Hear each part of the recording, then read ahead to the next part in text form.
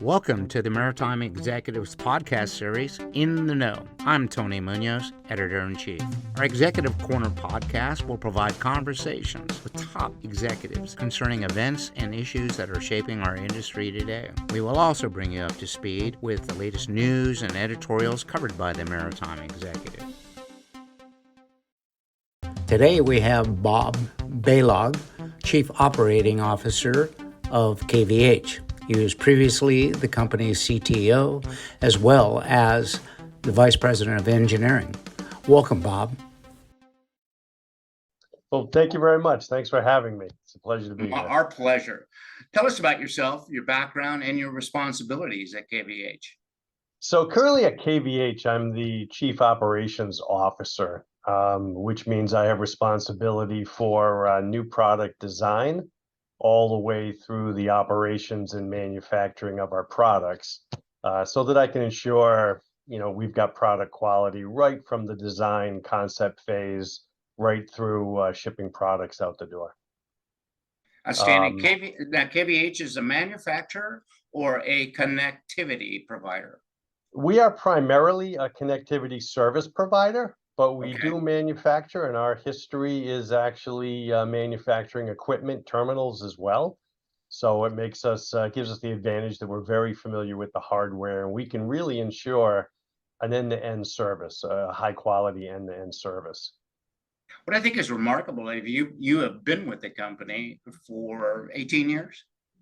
Yeah, 18 years now, yep, as of January. I started with the company back when we were just really getting into TV RO products for receiving television on board leisure vessels back then. And then that progressed through not just receive only, but to two-way communications, adding VSAT products to our lineup. It's been incredible growth. I've been watching you over the years, and you've been a great supporter of our organization, and we've just seen the evolution come out of your company, and just watch you grow internationally into the powerhouse that you folks are today. In the industries, cybersecurity is a big issue in the commercial shipping industry. How do companies build a defense against and to minimize the destructive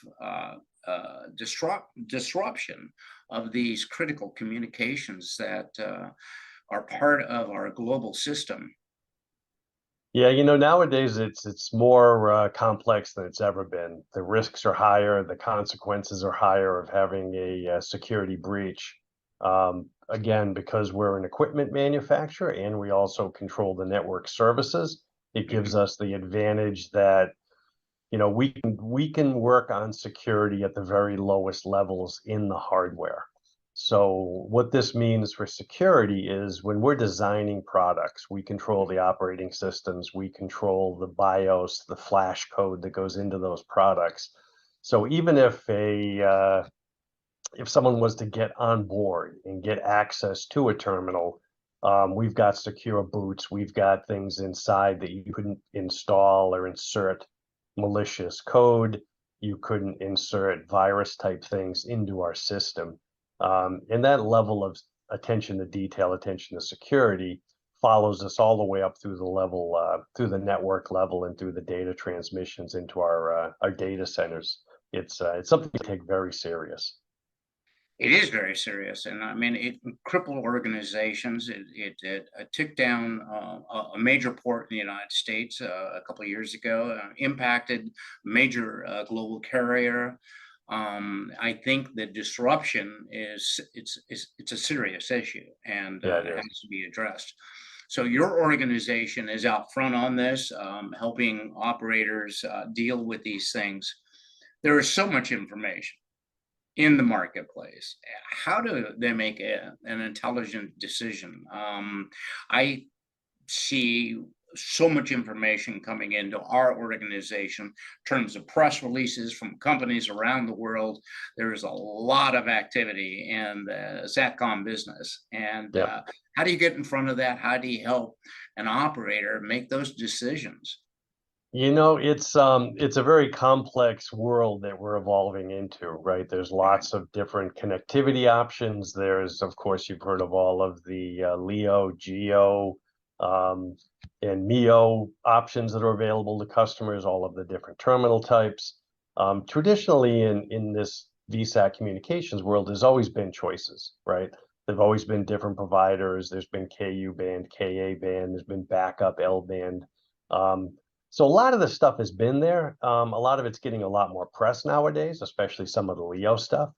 But what you really got to look at is our customers are interested in secure communications, right? They're interested in knowing that they have a reliable link and knowing that they have data security and that Hmm. it's reliable. Right. So our mission is really to find a way to talk to them and deliver a solution to them that is going to meet those needs. Something that's going to be reliable under all conditions, something that's going to be reliable in all situations, all areas around the world, and all different locations. And a lot of that is really transitioning a lot toward hybrid connectivity and intelligently being able to ensure the communications stay secure for the customer without them having to actively be involved and worry about the connectivity and sort of seamlessly make sure things happen. I I was on a cruise last year and we were in the Mediterranean and the connectivity was terrible. And we're off the continent. And I Yeah, have to say that I was a little frustrated day to day on we couldn't pick up TV, we couldn't communicate out at sea, and when we got into port, even just a little bit of time there. How do you handle ships that are in the middle of the ocean with explain a little bit about we're talking about satellites in different positions yeah. and their ability to transmit communications. Tell us a little bit about how that happens. So there's a few different layers to that. If you look at our systems, our VSAT systems in particular, the GEO systems, they'll use a network of satellites. And typically there's one or more satellites that are in view, or even more than one beam on a satellite that might be usable. So the first layer of defense is a terminal will automatically manage itself to find an available beam to stay on connectivity. It could be something as simple as blockage on board from a crane, that the ship happens to be on a particular heading and it has blockage from a crane or from a smokestack or from some other object. The system is smart enough to go ahead and say, okay, is there another available geostationary satellite in the Mhm. network that we can switch over to temporarily, or just switch over to until the obstruction clears itself. That's sort of one layer of connectivity. We also provide backup systems, and we do resell L-band connectivity as well to go with the KU band. That connectivity is, although at a slower speed, it gives you a secondary backup to go ahead and ensure that sort of critical ship management information can still be had and transmitted. As you get closer to shore, of course, there's other options. We do now with our H series, our hybrid connectivity. We do also support 5G and LTE connectivity.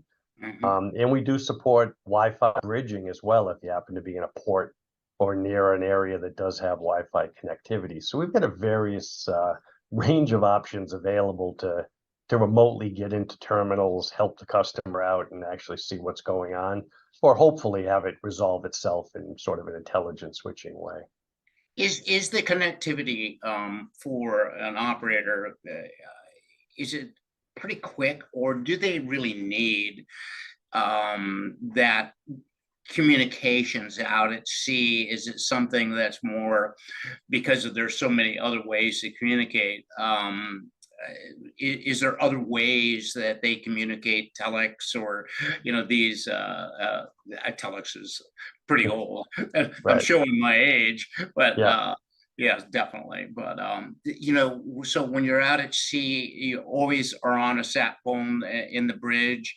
You're always communicating with home base. Right. You're always, and you have the capability of doing that around the globe, Exactly. Yeah. I mean, wherever. a lot of it is ship operations based. Some of that stuff doesn't necessarily have to be real time. It doesn't have to be super high speed. Gotcha. Some of the weather updates and things like that can be a little slower paced. There is now more and more crew connectivity is becoming an issue. And they Yeah, want to be able to use various calling, internet protocols and things to make calls back to home or to send text messages or to send information. sure. Um, the world's going that way. It's going more real time, faster, Yeah. more data. Yeah. We're not getting away from that.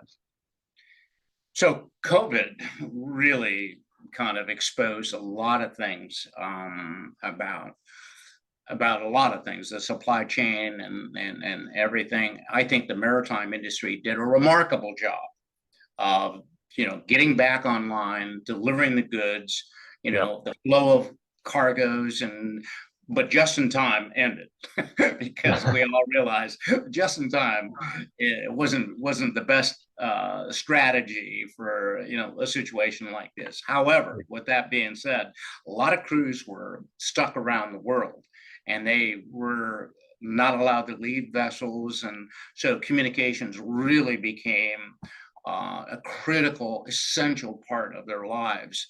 Tell us about your experience during that time. Yeah, we did see a lot of increased crew data usage, things like Um, phone calls, WhatsApp, stuff like that, where they're trying to communicate because they were, in a lot of cases, they weren't able to leave the vessels, right? They'd go to a right. port and they were stuck on the ship. So we did see a lot of data usage go up in those areas as people try to stay more connected. We offer as part of our service, we also offer some streaming services for things Mm-hmm. like first run movies that we offer through our link offering. And we offer news from around the world from a number of different countries and in various languages as well. So, Awesome. we tried to make sure people were aware of those products, crew welfare wise to make sure they were taking advantage of those things and trying to keep them up to date as even as they were isolated. So, what would you say in the shipping industry? Is it the cruise industry for you, or is it tanker operators, container ship operators? What is the biggest segment of for your company, KVH? Yeah, for us, it's really not cruise. We're not really in the cruise ship Okay. market. We tend to be more in commercial shipping, um, local fishing. We're in a lot of leisure vessels as well. But pretty much every aspect of commercial vessel operation, be it Great. small fishing fleets in Alaska or crew tenders and things for the oil and gas industry, things like that. What does hybrid connectivity look like? So hybrid connectivity is very interesting. It's a little of what we were talking about earlier, having multiple connections available to the ship, right? Mhm. Multiple ways to get off to get your data. What we've done is we've really taken that to a different level. There's always been devices on board that allow you to switch between the backup system and your operating VSAT, or switch over even potentially to a cellular, providing a hotspot while you're in port. But what we've done is take that to a point where it's invisible to the customer really. So what our system will do, and this is included in the standard terminal below deck hardware, we'll Mhm. actually monitor with the software all of the connection options that we have. So we're constantly monitoring how is the satellite connectivity through the VSAT, what's the latency, what's the jitter, how is the Wow. connectivity performing. If Mhm. you happen to be on the cellular area at the same time, we'll look at the cellular connectivity, we'll see how that's performing. And if you happen to be bridged to a port or to something else on the Wi-Fi, we meter that as well, monitor that as well. Um, and it seems pretty straightforward, and probably because some of our background is leisure boating. Mhm. This becomes a hotter topic, right? Right. Someone's on the boat, they don't want to deal with, am I on VSAT or am I on, 5G right now? Uh, Right. Someone pulls into the port and they're on a cruise ship, and a cruise ship comes in, 5,000 people get off a cruise ship, and they all start taking selfies and trying to send them over their cell phone. Right. So now you've got everyone's been in this situation. It's easy to Right. relate. You got 4 bars of service on your cell phone, but you can't pass any data, right? It Right. just doesn't work. Or you're on a Wi-Fi network. It happens all the time. You great connection with the Wi-Fi, but you can't pass any data. So our system really is groundbreaking in that it's monitoring all of those for you, just like you would. And before you can realize something's going wrong, the system will take action and it'll make that seamless transition for you. So the beauty of it is, as a mariner, as whether you're captain or crew or whatever you're doing, you don't have to worry about it. We're taking the worry out of it, and we're making sure that you have the best connection that's available at the most reasonable cost, right? So we can make sure that that all happens in the background. And just taking that worry away from people and not even having to explain it is a I tremendous visualize benefit. this big command center with all these TVs and your technicians just, monitoring all the connectivity around the world. Is that realistic, or No, is it no, it's actually some really cool right? algorithms that live inside the hardware, and they're running locally on the box. They're monitoring real time what's happening, Yeah. and it's all happening without us having to put our hands on it. But we do get all of the reporting back, so we get to see all the performance. We get to see what's happening, and if for some reason, we judged the connection decision wasn't being made correctly, we'd be aware of it, and we could make an adjustment to the algorithm. But sort of knock on wood, we haven't had to do that. It's it's Yeah. it's pretty Yeah. well tuned. Well, it sounds like you're very tuned into your clients, which is really critical to them for sure. And if Bob wants to go out and do a yachting thing, he can do that. But when we're talking about commercial shipping, we're talking Yep. about moving ships, moving product all the time, 24 hours a day. What, over 75,000 commercial vessels around the world are Right. operational, and that's pretty incredible. Um, Starlink, it's Yeah. about global connectivity. How does KVH Starlink work, or So is that yeah, something that you're uh, doing now? Sorry. Yeah, so we're very, very hot on that topic, right? It's been the Okay. buzz. Everybody's talking about it. Everybody's Right. blogging about it. Right. And it's great that the discussion we just had on hybrid connectivity is exactly where it fits in, right? So if you look at Starlink, there have been a lot of first adopters that are out there and they've got it, and a lot of the people that are trying it. It's not as much commercial shipping that are the first early adopters, right? That group Right. tends to be more conservative and wait for technology to be proven out a little bit. But you've got a lot of people out there, and I've tried it at home. I've got one here I play around with. When it works amazingly well, right? It's hard to argue that it doesn't have great connectivity. Mhm. Where it does have issues is there are certain conditions, certain places, certain physical pitch and roll characteristics where maybe it's not as it's at its best. So what we can do is we're in a unique position where we can take that Starlink connectivity and we can plug it into that hybrid switching solution I was just discussing. So now what the system is doing is it's not just monitoring our connectivity, it's also monitoring the Starlink connectivity. So if you're in a great spot, your boat's sitting flat, and you've got good coverage, and the satellite links are working, you can utilize that bandwidth all you want. Something goes wrong, you're on a commercial vessel, and now you want to make sure your connectivity stays solid. You can rest assured we're looking at that connectivity. If it doesn't look like the throughput is there or there's an outage, we automatically and seamlessly move you over to all of the other connectivity I discussed. So we're reselling Starlink right now. Mhm. We're testing it out on a lot of high-end leisure vessels are particularly interested in some of the bandwidth. We've been in discussions with a few of our commercial partners as well as running a companion plan. It's a companion plan is what we're selling. So One of the big things that are happening is with the polar caps melting and the ability to use those trade lanes, if you will, to cut down your transport time and things of that yep. nature. How is the connectivity, the communications on the caps? So if you're with the Starlink, they will fill in right now. They've got pretty good coverage. I haven't Okay. looked in particular because we don't get a lot of calls from people that far up or down, Hmm. so to speak. But yeah, they've got connectivity. And right now, if you're looking at geo, of course, there's limitations on geo and how far north you can go as your elevation angle drops lower and lower. So presuming you have a companion Starlink on board, there shouldn't be an issue at all transitioning through those regions. I find that to be incredible. I mean, for the longest period of time, you could go there and you just couldn't communicate, couldn't get anything. So, what are the biggest challenges for the international commercial fleet of 75,000 ships? What are their biggest challenges for communications? I think the biggest challenge is really, trying to sort out exactly what's right for them, right? I think if they're looking at it saying which option should I pick? Should I pick one? Should I pick Leo? Should I go stay with Geo? Should I just use the L band?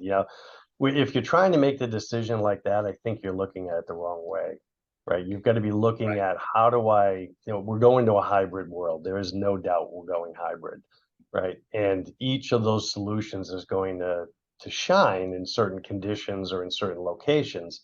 And really, 100%. it's who can provide me a solution that gives me the options to stay connected and make sure that not only do I have good connectivity, but I've got that security as well, right? I've got data security through this whole process.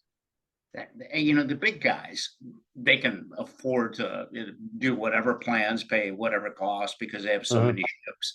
It's the little operator that struggles with the connectivity. And I know that for many years, the offshore industry struggle with, getting their crews to stay out on near the oil rigs and stay in touch with their families, and was a major Yep. cost to them. And but that cost has changed dramatically thanks to the innovations that your companies like yours are bringing to the forefront. And I congratulate you on what you've done over the years to bring that to life and fruition. So, what does the future hold from your aspect for the industry as we're going there's so much on our shoulders right now with decarbonization and all the other things that the IMO is putting on operators since 1990. It's been STCW and this and that, and so Yep. to be an operator and operate in the world today, it's not a cheap endeavor. So how do you see our industry in the next decade? Well, I mean, one thing is for sure, it's going to be data driven, right? Whether we're Right. talking about environmental regulations, whether we're talking about voyage optimization, whether we're talking about equipment performance on board, all of those things, Mhm. they can be done as a batch job where maybe you make a journey and then you dump the data afterwards. But ultimately, all of that is much more efficient if you can communicate real time. Right. So if we can provide a reliable way for system performance, ship performance, voyage optimization data to be transmitted, that's where I think we're heading, right? It's ultimately that, you think about your car, right? You drive in your car, you jump, you hit Waze, and Waze auto navigates you and gets you through the best way Right. through, so you're not sitting in Right. traffic burning gas, right? I mean, it's simplistic comparison, but in a lot of ways, weather and things like that, as you're looking at voyage optimization, you need to know all that information. And part of that is, they're not going to need just a pipe of data coming off this ship, and that's not what they need now. You've got crew welfare, so you consider that. What do you want the crew to have access to so they can do whatever they need to do? And you need to keep that segregated from operational information that the ship is using, right? Right. So there are various levels of who interferes, how do you make sure no one interferes with each other's data use, Right. that the ship's priorities take precedent, and that all of the tools you've got, I've talked about this hybrid connectivity and seamlessly moving around, but all of these things like crew data allocation, the cybersecurity, all of those things, all that data usage needs to be seamless. It needs to be shared, and the people on board don't need to worry about it, right? So if we're gonna trim an application, a streaming application, for instance, to make sure it doesn't interfere with the ship operations, that needs to work across the board. So it's really, again, that hybrid, seamless sort of solution that everyone is going to need in the future. That's so well put. Thank you very much for this. No problem. Bob Balog, KVH COO, amazing conversation, and I really learned a lot. And thank you so much. Oh, you're very welcome. It's always it's great to participate. Thank you for listening to In the Know, the Maritime Executive Podcast. We hope you'll join us again for our next exciting industry discussion. In the meantime, you can visit us at maritime-executive.com for top news on critical maritime issues.